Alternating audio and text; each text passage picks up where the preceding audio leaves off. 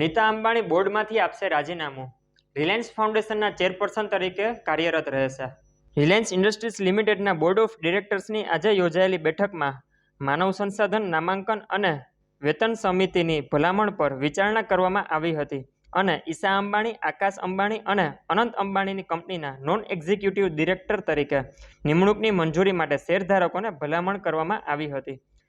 તેમની નિમણૂક શેરધારકોની મંજૂરી પછી તેઓના કાર્યભાર સંભાળવાની તારીખથી અમલમાં આવશે.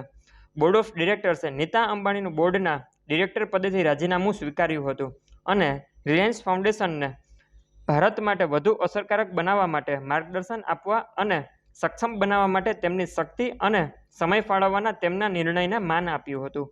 બોર્ડ ઓફ ડિરેક્ટર્સે નીતા અંબાણીની રિલાયન્સ ફાઉન્ડેશન સ્થાપક ચેરપર્સન તરીકે તેમના નેતૃત્વ માટે પ્રશંસા કરી હતી. વર્ષોથી રિલાયન્સ ફાઉન્ડેશને ભારતમાં હાંસિયામાં ધકેલાઈ ગયેલા અને ઓછા સંસાધન ધરાવતા સમુદાયોના પોષણ અને સશક્તિકરણના તેના મિશનમાં નોંધપાત્ર પ્રગતિ કરી છે. તેઓએ રિલાયન્સ ફાઉન્ડેશનને વધુ મજબૂત કરવા પર વધુ ધ્યાન કેન્દ્રિત કરવાની નીતા અંબાણીની વિનંતીની પ્રશંસા કરી, કારણ કે તે ઘણા નવા કાર્યક્રમો અને પહેલો હાથ ધરીને વધુ મોટા સામાજિક પરિવર્તન હાંસલ કરવાના મિશન પર આગળ વધી રહ્યું છે. રિલાયન્સ ફાઉન્ડેશનના ચેરપર્સન તરીકે નીતા અંબાણી રિલાયન્સ બોર્ડની તમામ બેઠકોમાં બોર્ડના કાયમી આમંત્રિત તરીકે હાજરી આપશે, જેથી કંપની તેમની સલાહનો લાભ મેળવી શકે.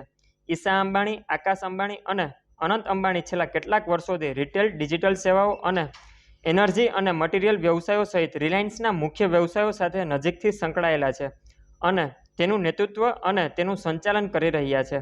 તેઓ રિલાયન્સની મુખ્ય સહયોગી કંપનીઓના બોર્ડમાં પણ સેવા આપે છે.